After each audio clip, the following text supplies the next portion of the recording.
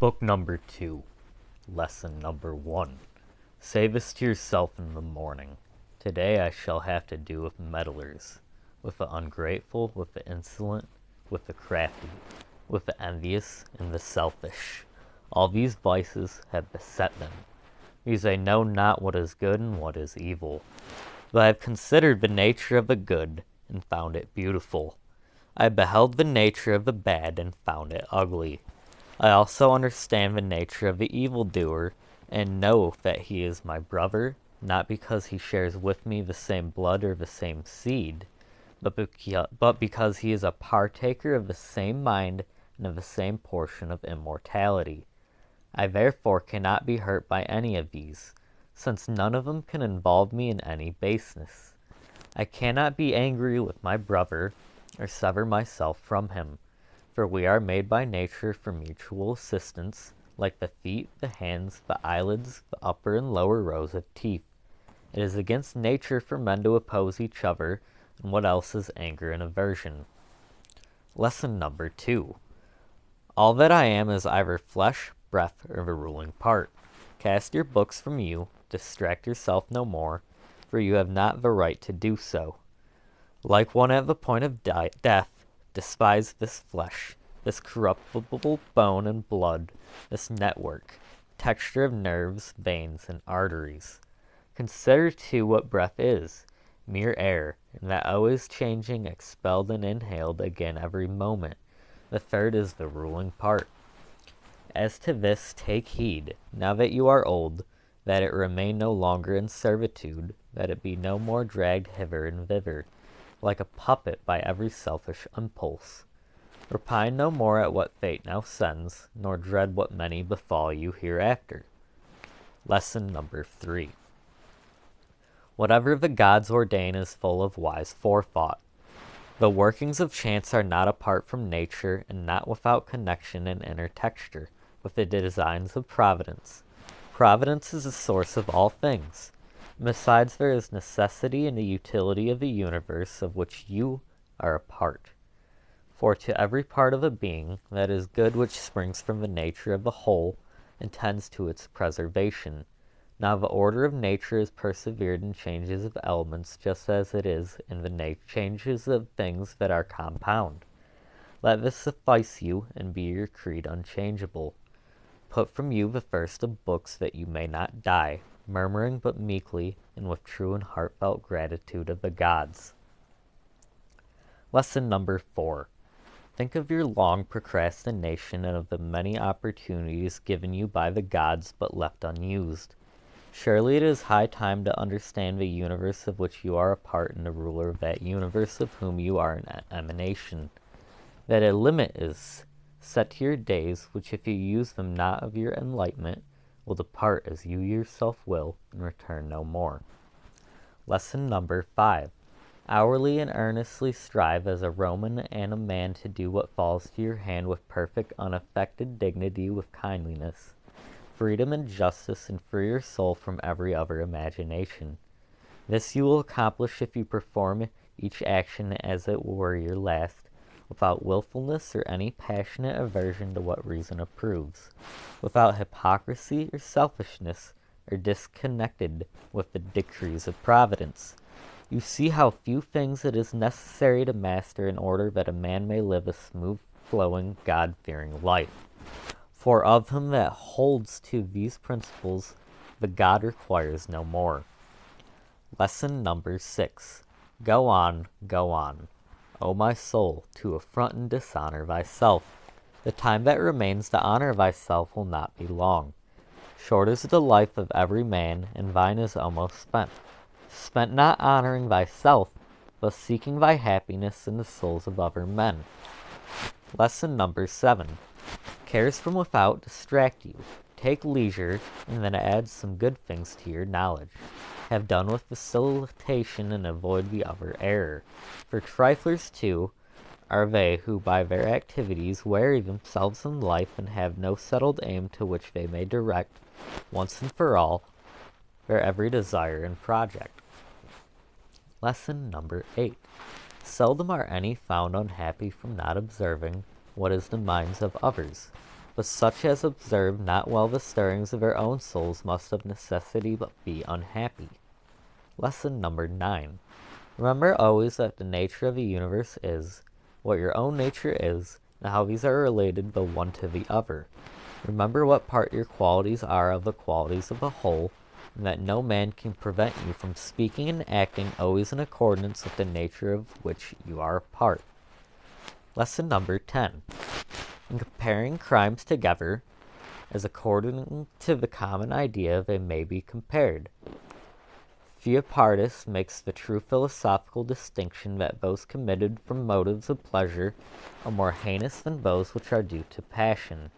For he who is a prey to passion is clearly turned away from reason by some spasm and convulsion that makes him unawares.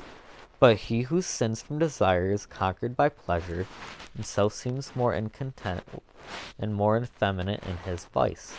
Justly then and in true philosophical spirit he says that sin for pleasure's sake is more wicked than sin which is due to pain.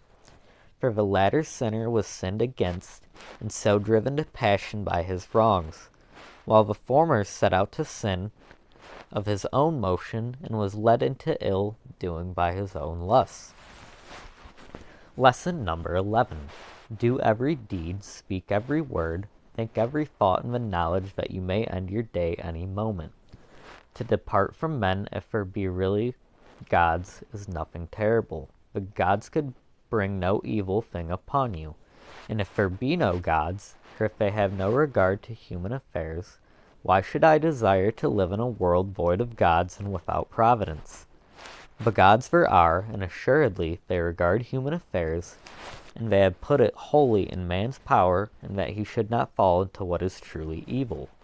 And of other things, had any been bad, they would have made provision also that man should have power to avoid them altogether.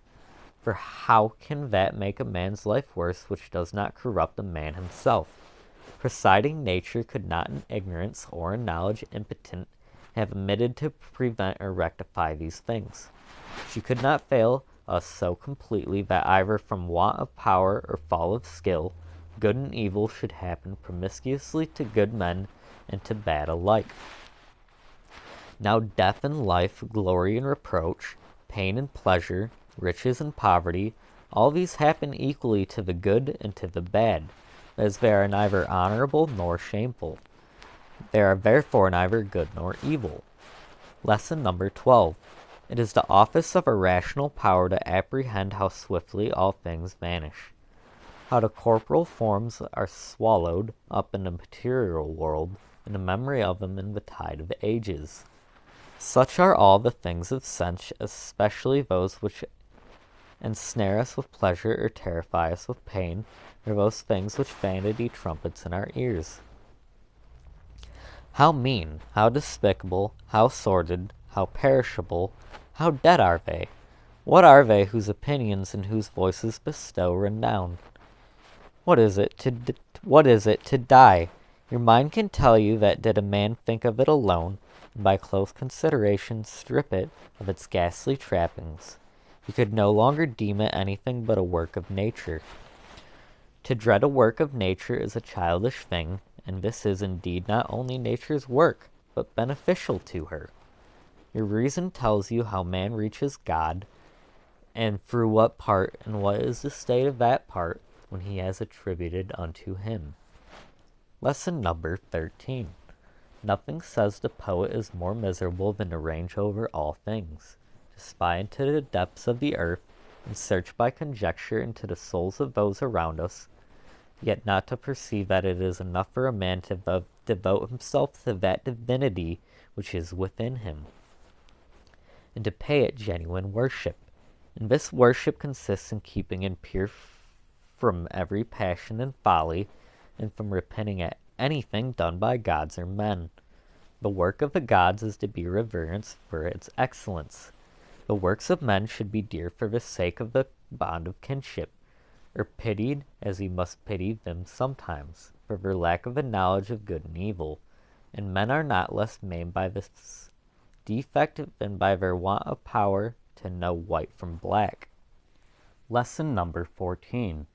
Though you should live 3,000 years, or as many myriads, yet remember that no man loses any other life than that which now lives, nor lives any other man that which he is now losing.